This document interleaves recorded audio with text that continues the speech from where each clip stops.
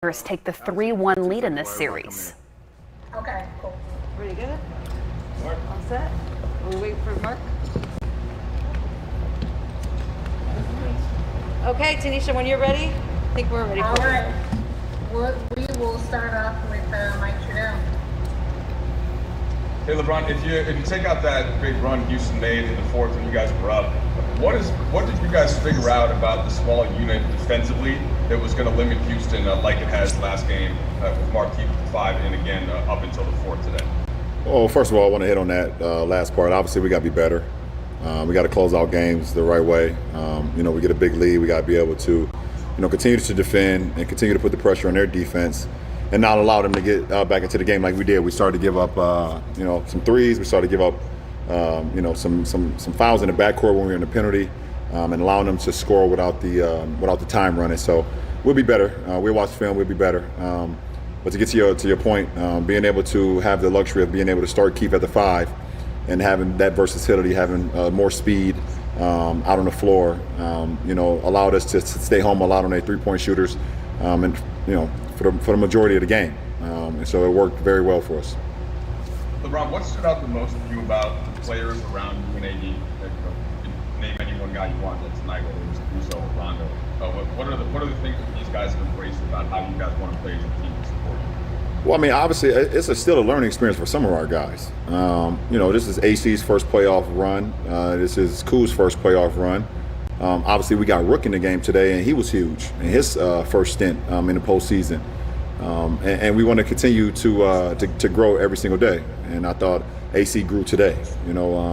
Today was game 4. We played 5, so this was AC's 9th playoff game, and he's grown and grown ever since the first playoff game to today. Doe was, consistent as he's been in this series. And then, like you said, Kuz had some good minutes, but I thought Rook was really good tonight. Coming off and giving us some huge minutes when Keith got fouls, got a little foul trouble. He came in and gave us some great minutes. So, it's still a learning experience for some of our guys, but everyone works off of me and AD, and we just try to put them in position to be successful, and they also do the same with us. Hey, LeBron, it's Dave. Did you feel like tonight, between the jawing from the benches to some of the players on the court, the dual technicals for AD and Russell, and just the general demeanor, that this series kind of is ramping up, or tonight ramped up a little bit in chippiness, intensity, and anything like that? No, it was just playoff basketball. Fair enough. Okay, Dan? It seemed like there were, especially in this first quarter, you guys had a sweet spot where you guys were all focused on the game plan, but were still really, really close. Do you feel that as well? Still playing through. Playing really loose and free. Oh, yeah. It seemed like it was pretty obvious. Yeah, I mean, through the first, I would say 43. Probably about 43 minutes, 42 and a half minutes, we had our game plan, and we executed that. And for the majority, if you're going to execute your game plan for that long, for consistent minutes, you're going to come out victorious. But we want to strive for something better than that. We want to work the game plan for 48 minutes. And we'll do a better job of that. And like I said, we're still a team that's, we're still a team that's growing as well. I mean, like I said, we got some guys that's not been a part of the postseason. This is our first run together in the postseason. This is only our 9th game together in the postseason. So we'll get better with that. But I thought today we had a great game plan, and and everybody, tried to execute it as much as we could. Taylor? Brooks? So obviously, besides the plan, as specifically what are you looking for from your team in these games to feel like we are getting better and moving I think the most important is how we can grow from each game to the next. There's always ways that you can get better from game to game, no matter how well you play or how bad that you play. And you have the off days like tomorrow where you watch the film collectively as a group. We see, where we were good, we see where we're not so good and where we were bad, and how we can get better from that. I think having that growth mindset, being able to learn and grow from the wins is just probably is even more important than learning from the losses. So I think that's just huge for us, especially like a day like tomorrow. Jeff? Frank was pointing out pregame that your small lineup is still pretty sizable. When you guys rebound like you did tonight, what are some of the things that allows you to do to take advantage of? Yeah, I don't look at it as a small lineup because we still got AD at 6'11". You got Keith at 6'10". I'm 6'9". Danny 6'7". KCP is 6'6" and a half, 6'7". We're all, have this wingspan, and we play hard. So, when you have that type of length and you have that type of athleticism, throughout 5 guys, it definitely helps. Clean glass, defend, be able to rotate. Be able to be in communication where if something breaks down, you have guys that can fly around and help as well. So it's a good lineup for us. Kyle, good? Specific to how your defense has been playing internally, getting shots in the first half of the game. What did these going so well about that? Where's the biggest timing? Is it placement? For Regarding James Harden. James is probably one of the best offensive players that we've ever seen in this league. And you can, he had 20 free throw attempts. And we're trying to not put him to the free throw line. One of our game plans is not put him to the free throw line. And we're trying to not put him to the free throw line. And the guy is just so clever that he still was able to get 20 free throw attempts. So we're just trying to limit anything that we can from him because he can score from, he gets to the paint with his runners, with his floaters. Obviously, he has a step back. He has the threes in transition. He has his catch and shoot threes when he's off the ball, and he's very, like I said, he's very tricky with his moves in the paint where he gets to the free throw line. So we're just trying to take away some things. We can't take away everything because that's how great he is offensively, but we try to follow the game plan and see what happens from there. I think we just have a couple more. Tanisha has one on her end. Yes, Brad Turner. How you doing, LeBron? What's up, Brad? What we sipping on tonight? Got some red, brother. All right, I like it. Thank you for that. What about you? We're going to have some red, too, for sure. All right. Alex said that you guys have been working on that corner 3 all year long. What does it do to his confidence to know you have that kind of faith in him at a moment like that when you guys are on the other 5? I think it's I don't even know if you can explain it. The fact that we have so much confidence in AC, a guy that, played a lot of his time, in the G League, before, pretty much before this year. Last year he got caught up a couple times, but, a lot of his majority of the time was in the G League. And for him now to be in this position, be on this platform where he's playing meaningful, big-time minutes in the postseason for a team that's, compete for a championship, I think his confidence is growing and growing and growing. It's a guy that we know that we can count on, doesn't make many mistakes out on the floor, and just plays winning basketball. That's just who he is. So, to have him in the crunch time, I didn't have 1 second guess if I was going to hit him in that corner when I seen that he had a little bit of space. And he knows that I have the confidence in him to knock it down, and he shot it and made it. So it wasn't a surprise to any of us. Thank you. Yep. No, for sure. And last question, Cassidy. Ron, obviously Rondo is very vocal out there. He's getting more in the rhythm as a vocal leader. How do you guys mesh you, Frank, Rondo as vocal leaders out there? Well, you can't have too many, especially in the postseason. You can't have too many vocal leaders. Guys that can, like I said after the last game, guys that can do things on the fly. And to be able to have a guy like Rondo and myself and then coach at the helm, being able to kind of have these minds within the game, it works well for our team. And we know what Doe is capable of, both as a player but also as a mind. And I know the guys know what I'm capable of as well. And we know what coach is capable of. So to be able to have that sense of calm, not only on the floor, but when one of us on the bench, and then when you go into the game, you walking past coach and know he has that sense of calm too. It's great for our ball club, and hopefully we can just continue that. Great. Thanks, LeBron. What about the small ball group when you guys are still pretty long, as LeBron just said? What works best defensively against this particular matchup against the Rockets? Just able to rotate faster. We can switch a lot. That's really it. Our when we match up with those guys, we're able to switch a lot of things and keep the ball in front of us, and as well, getting caught up in rotations. When they do drive and get get by one of us and they start kicking out for threes, our guys are able to rotate and cover up for our mistakes. So that's the good thing about matching up with them. But at the same time, we still have enough size where, we can rebound the basketball and kind of punish them on the other end as well. LeBron mentioned some of the younger guys, Taylor Horton-Tucker stepping up today, Russo, just 9 playoff games. You still don't have a ton of playoff games at this point in your career, AD. Well, what are you guys still learning about each other, and where do you need to keep growing as you make your push towards your ultimate goal? The grade is the same. I think we're still learning each other, each and every game. We have plays where we're not on the same page offensively, and it just comes from, whether it can be the 4 months off or just still learning each other. So, especially in this time. But we have enough guys who play extremely well for us, like you mentioned, AC and Taylor. Especially Taylor, his first playoff game, in a big game, he comes in and play extremely well on both ends of the floor.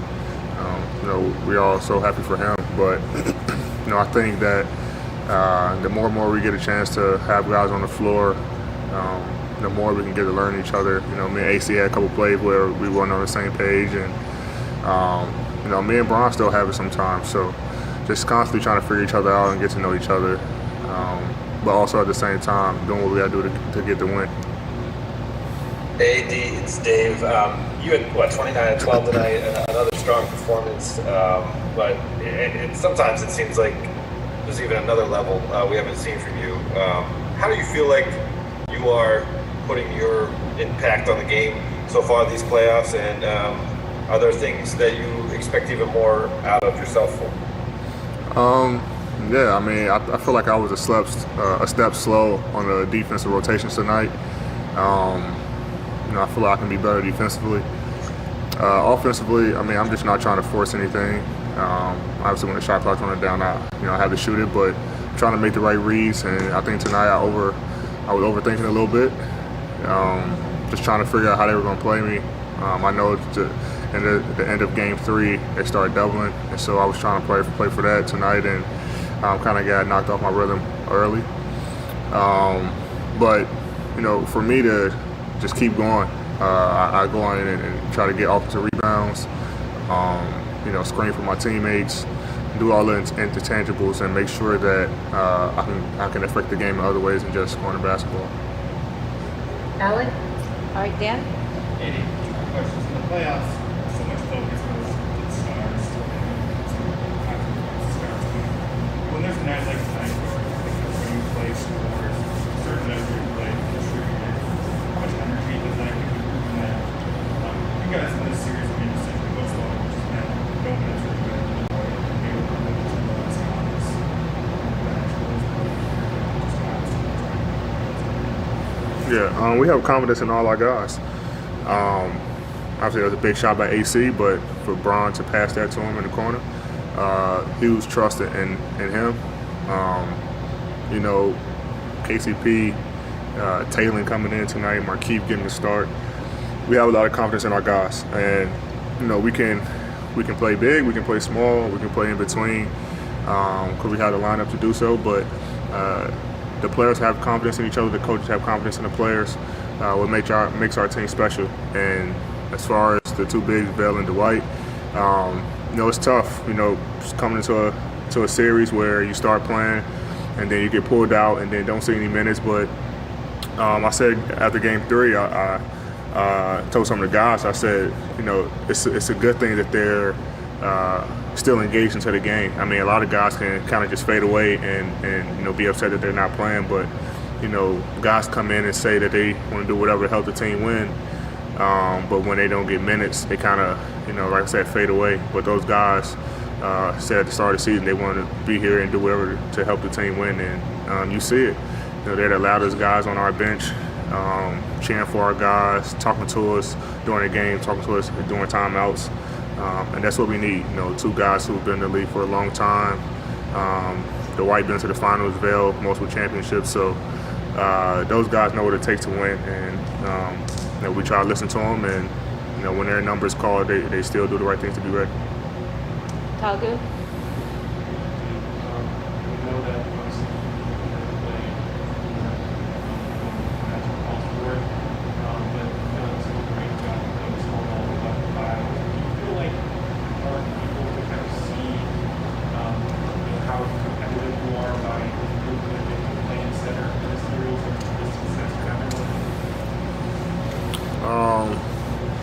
the playoffs, man. I don't care where I play, to be honest. And they don't really have no 5, you know. But it's more so in the season. I mean, it's a long season, you know. But playoffs, I choose to go out there and play no matter where, you know, coach put me on the floor. But I'm going to fight regardless. You know, I want to win. You know, the guys have enough confidence in me, coach have enough confidence in me, and I have enough confidence in myself to go out there and compete and do what I got to do to help the team win. All right, Tanisha, back to you. Last 2 questions. Melissa? Hey, D, I see you wearing that Kobe Bryant shirt. I'm curious, I know he's had such a huge influence on you throughout your career. Sorry, my dog is going crazy right now. Do you think sequence during games as well? All I heard was rough. I'll ask you a question, bro. I didn't hear the last part. We'll go to Michael Borton.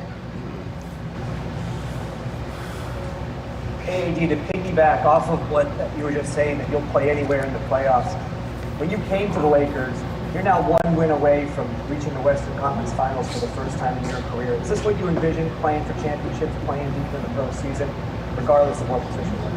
Oh, for sure. I knew when I got traded here, we had a chance. You know, obviously playing with LeBron and then, you know, Rob and coach putting a team around us that can be successful. And I think that, you know, when I got traded here, you know, I just only thought about winning, and it's crazy. I thought about that today. So I'm a couple, actually 2 games away from, you know, reaching the Western Conference Finals, a place where I've never been in my career, and it's gonna be fun and exciting to get there. You know, we still have 1 more game to win against, you know, a tough Houston team, but you know, it's something I'm for sure looking forward to. All right, we're going to try Melissa one more time. All right, guys, I'd like to apologize for that. I see you wearing that Kobe shirt. I'm curious, I know you talked about how huge of an influence he's had on your career.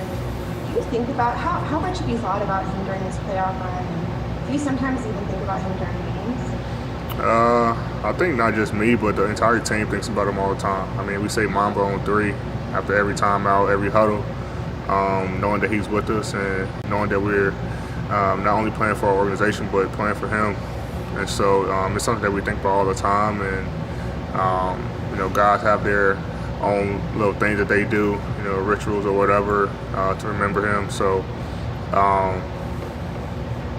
yeah, I mean, we think about it all the time. I for sure think about him all the time, on and off the floor. But I just thought it was a dope shirt. I think the whole team got them sent to us, and just another thing to remember him by, to be honest. All right, thanks, AD. Yep. Thanks, AD. We're down the stretch. Let's listen in. I mean, you guys really needed a shot like that. Only up 5, all of a sudden after being up 23 earlier in the game. What went through your mind when you were taking that shot? Did it feel good when it left your hand?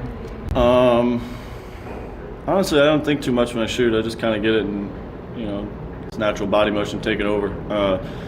But I've been, I said it with Mike Trudell courtside after the game. I've been practicing that shot, that corner 3 from Braun all year, just knowing that he makes the right decision at the end of the game. And there was a packed paint, and I'm wide open in the corner. It's just about me, you know, having the cojones to step in and take the shot and not be afraid to miss. And that's just who I am. You know, game's on the line. I'm a competitor. I'm playing to win. So if the ball comes to me, I'm gonna be ready to go. You were undrafted out of Texas A&M, spent some time in the G League, up and down with the Lakers a little bit for a couple of years too. Then you have a shot like this in your first really playoff run in the last few weeks. Is this the biggest shot of your life? No, I hit a game winner in AAU when I was 14 from like the opposite free throw line. That was probably a harder shot than this one. I know, I'm joking with you, but I mean, as far as importance, man, I don't know. You know, it's there's still so many possessions late in the game. We don't know if we win the game on that shot or not. But like I said, man, rain or shine, whether it goes in or not, I'm ready to step up and shoot it. My teammates have confidence in me. My coaches have confidence in me. You know, I'm out there for a reason. How about you guys defensively tonight? I mean, what more can you say? Those first 3 quarters were really strong. A lot of turnovers in that fourth made the game pretty close, but defense really kind of set the tone for tonight's game. Yeah, you did. We were just executing our coverages. You know, we're making the guys make plays that we want to make plays. Just trying to make the job tough for Russ and for James, just because we know how good they can be. Like we saw last game, they're both going for 30, and they could easily, push that up to 40 each if we don't do our job. So we just tried to make it as tough as possible on them. We were pretty locked in. Like we said, we got to keep our foot in the pedal, foot on the gas pedal, and keep scoring, keep playing with pace, and then obviously don't turn the ball over. Hi, Alex. You mentioned that you and LeBron in that corner 3 shot quite a bit. But to have him deliver the ball to you in that moment with the game kind of seesawing at that time for you guys, what confidence does that give you knowing that he had that much faith and trust in you? Yeah, for me, it's just such a simple. It's basketball, man. We talked about I'm undrafted. I played in the G League and stuff like that. I've been playing basketball since I was in 1st grade, 2nd grade. I've played so many times and with so many people. Obviously, LeBron's the best player I've ever played with and probably ever will play with. And having him on my side obviously brings a lot of confidence. But I got here because I'm confident myself, man. I don't make it out of the G League. I don't make it out of undrafted if I don't have a self-confidence or some type of self-belief. And it's not to the point of arrogance. I don't like to stand on other people, but when I'm in the game, I'm there for a reason. Hey Alex, it's Bill. Second straight series that you guys have absorbed the first punch for the game 1 loss, and then really kind of come back to. Obviously, there's more series, but a 3-1 lead is pretty imposing. What have you learned about the adjustments that it takes throughout a series to kind of ramp up over the course of the series and kind of dominate a team? Yeah, each game has a different life of its own. Game 1, I think they were the more desperate team. They came out after a game 7. We came off after a couple of days off, just kind of walking into the game, and they were ready to go. They kind of brought the first punch, and then from there we kind of locked in. And like we said, like tonight, our coverages were on point. We were scrambling, helping each other, and then playing with pace through 3 quarters. Obviously, the 48 minutes is what we're striving for, and we got to get better at that. But game by game, a little tweak here and there, just trying to put ourselves in the best position to win each game. Hey Alex, the scheme you guys are using, putting doubles onto James, how has that evolved, and what do you think was really working in that first half that you didn't have early on in the series? Yeah, it's kind of the same thing we try to do against Dame Lillard. They just do more pick and rolls with Portland, and Houston's a lot more isolation. So just trying to take the ball out of his hands and trying to make life difficult for him. When he's comfortable, when these great players are comfortable, like you've seen AD go for 40 and 20, you've seen Bron go for 50, 40, like if you don't make them uncomfortable, you're at their will. And James Harden, Russell Westbrook, even Eric Gordon to an extent are good enough players to win ball games and win series if you don't stop them. So for us, it's just about trying to take away their first pitch. It's like baseball. The guy has a good fastball. You try to work around it and work ahead in the count. That's what we're trying to do. All right, Alex, I'm going to take 2 more. Hey, Alex, it seems like the Lakers are having fun again in the court. Can you tell us what's the relationship with you guys outside of the court to maintain this connection and chemistry? Has anything changed? Well, we spent a year together. 10 days from now will be the first time that 10 days from now, a year ago, will be the first time that we went to Vegas and had a little team mini camp and got to know each other and started playing basketball together. We went through the whole China experience. We came back, played through the season, the little time away with the pandemic. We've been together for so long, and just from the jump, we have great guys. We have great individual human beings that enjoy being around each other, and guys that like to compete and get after it on the basketball court. So when you mix a great group of guys off the court that genuinely enjoy hanging out with each other, being around each other, and then competitors on the court, it makes it a lot of fun. Like you said, we're back to playing fun basketball. When we're at our best, we're having fun. All right, Alex, last one from me will be from Ferdinand.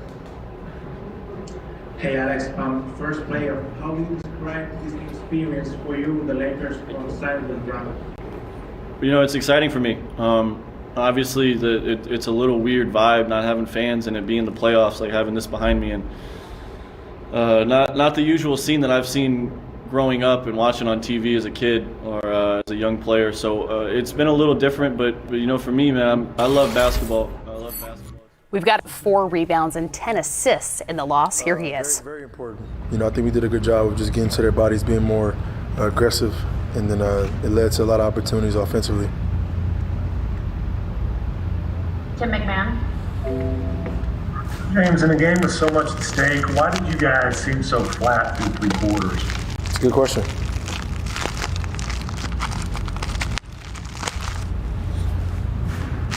Jonathan Fagan.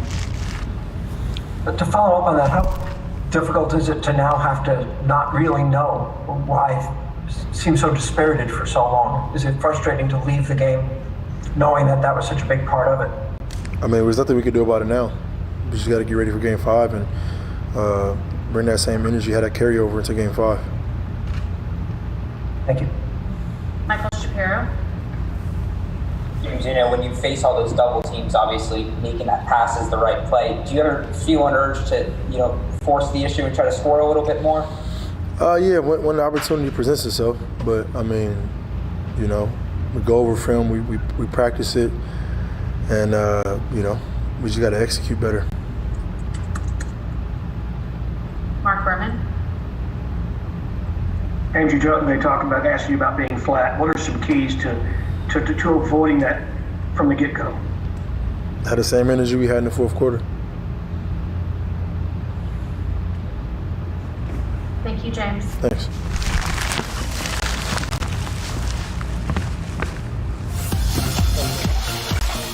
Tim McMahon. Russ, how would you explain you guys being so flat through 3 quarters of this game? I don't have no explanation for you, but I mean, should have been some sense of urgency on everybody's part. But we fought, which is good, and we know what we have to do. It's going to take a lot of effort. It's going to take everyone being uncomfortable in their role and making sure that we understand we all have to sacrifice. You know, some of the things we may love to do, but we got to scramble. That's the best. That gives us the best chance to win games. Adam Spolin. What do you take from the fourth quarter that you can take into Game 5? I just said it. Kim Davis.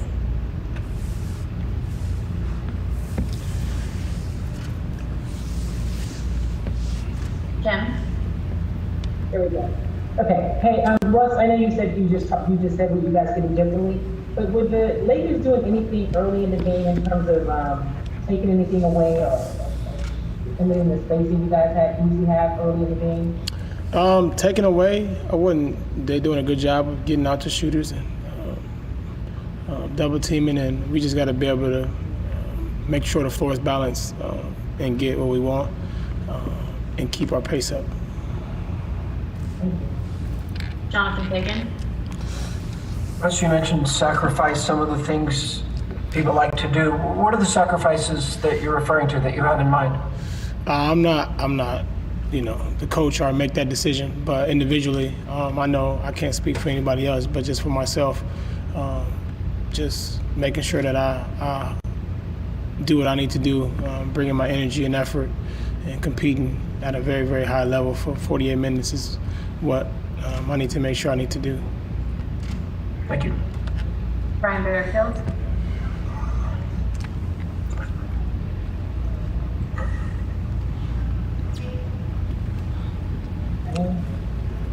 Brian Bearfield. All right, we have a question from Seiko Smith. What's the conversation y'all have? You know, at this point, you know, when you get to this point in the season, you know what's at stake, what's happening. Like, what's that conversation that y'all have tomorrow?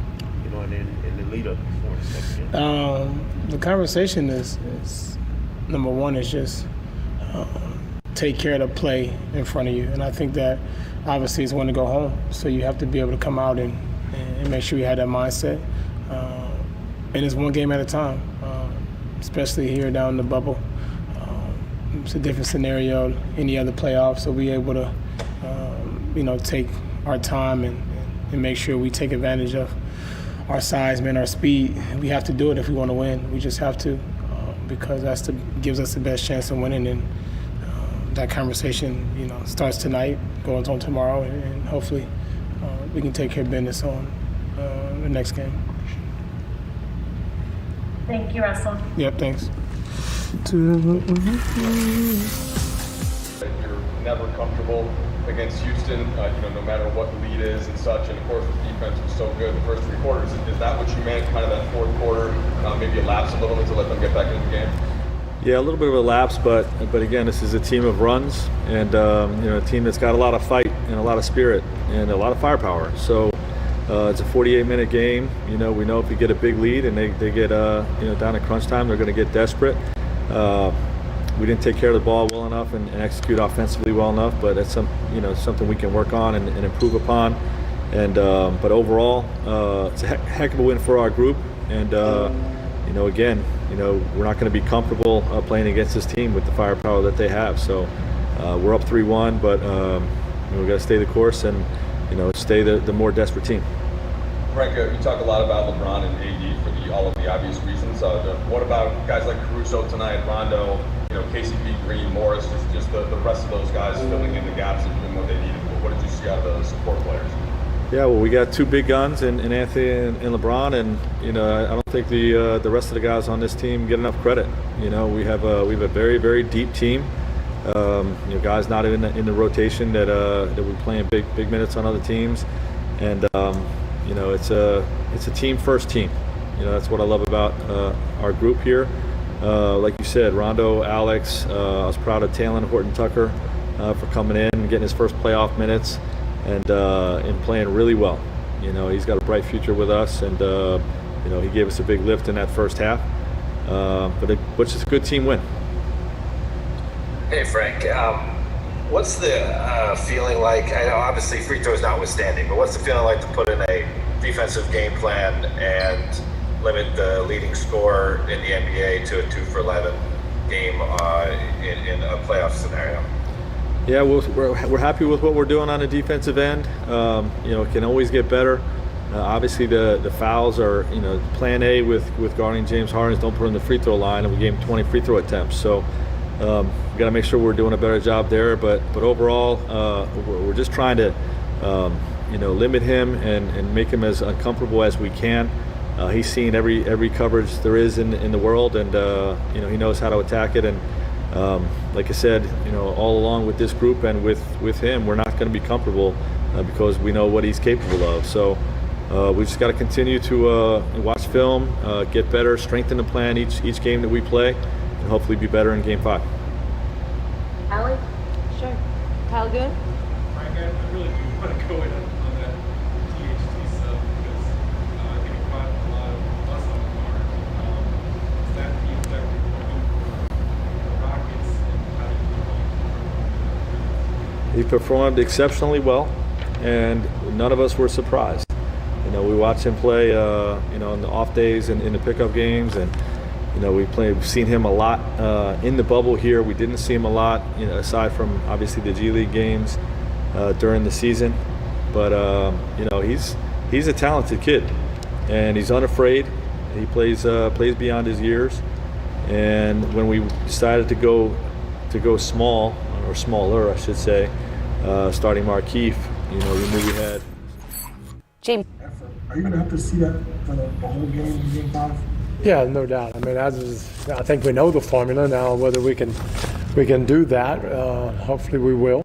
And again, we know we're in a big hole now, but the next game is the game we got to win, and we'll go out. And if we lay it on the line like we did in the fourth quarter, we'll be fine. Adam Spollen? Mike, why was it such a struggle for the first 3 quarters? Just a lack of spirit.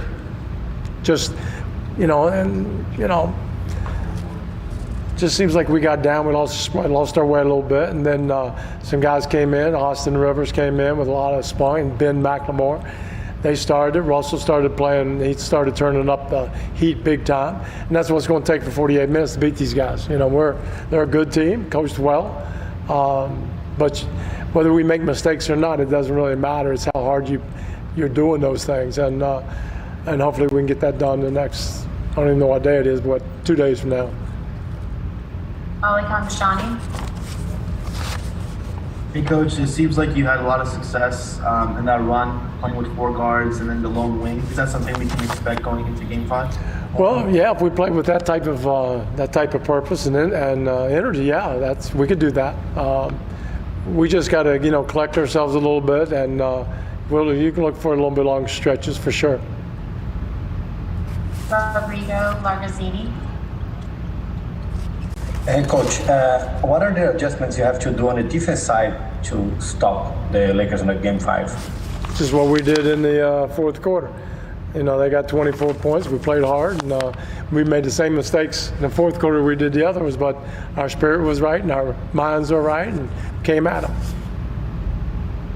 Jonathan Fagan. Is there a way to, how does it feel to be after a game having to talk about not having the spirit right for 3 quarters, not playing hard until behind by so much, considering the stakes right now? Well, it's just, obviously everybody's thinking the same thing, and everybody's trying to. It's not like you do it on purpose. It's, we got down on ourselves a little bit. They've been battling uphill the last, 3 or 4 days, and we let go of the rope a little bit. So it's normal, but I don't have a doubt that these guys will be ready to come back and play hard like they did in the fourth quarter. So we'll lay it out on the line, and we'll go from there. Thank you. Jason Bristol. Hi, Mike. I'm not really quite sure how to ask this, but when you mentioned then don't. Then don't. Go ahead. The lack of spirit, is that any way tied to the situation with Daniel House? You know what? That's a great excuse to try it out. We're not doing that. We got plenty. I'm just really happy to see Austin and Ben come in and give us a boost. We just got to find out from the get-go, and I think we will. I really do. So, yeah, I understand it was 3-1. Hey, so what? Denver was 3-1. We got to win the next game. So it's a 1-game series, and then we'll see what happens. Thank you. Okay. Saman Ali. Hey, Mike, you talked about lack of spirit. Is getting out rebounded by 26 kind of part of that lack of spirit, like trying to keep it even on the glass? That's some of it, and a lot of it. That's not just they play small too. So Danny Green snuck in a few times and got us, and Rondo and different people, and so there's no reason why we can't do that or prevent them from doing that. And every once in a while, Davis will get a rebound over top of somebody. Okay, I get it, but not what happened. So we've got to do a better job there, but that's just the collective effort that we have to have. Mark Bergman. Mike, what causes, I realize James had 10 assists, but what causes him to be able to only take 11 shots from the field? Well, they're double teaming every time, so I don't really look. Those are stats that really don't mean anything. Just as long as somebody's scoring, and we did it we've done it in different quarters. We just haven't sustained it all the way through, and a lot of that is creating turnovers, running, and at half court they're going doubling, and it's going to be up to the other guys to score a little bit more. Anthony Slater. Yeah, Coach, you guys only got up 33s last game, and I think only 33 tonight. Is that what they're doing, or why do you think you guys have been such a low number than usual?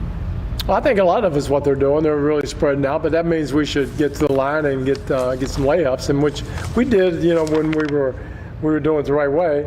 Second half we get 59 points, and a lot of that was just putting our head down and going. And there's no reason why we can't repeat that.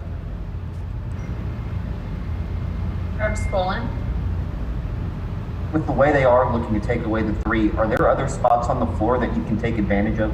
Yeah, layups, fouls, getting in there, driving multiple times, kicking it back out to where they can't take away the 3. Play a little faster. There's all kinds of different ways. We just didn't play well. The first half, we didn't play well at all in all areas. I thought we picked it up the second half and see if we can repeat that. Malik Parmejani. Coach, defensively against LeBron and AD tonight, especially in the second half, how do you think you fared versus them? And do you want your team to go more one-on-one versus kind of continues to send those double teams from the weak side?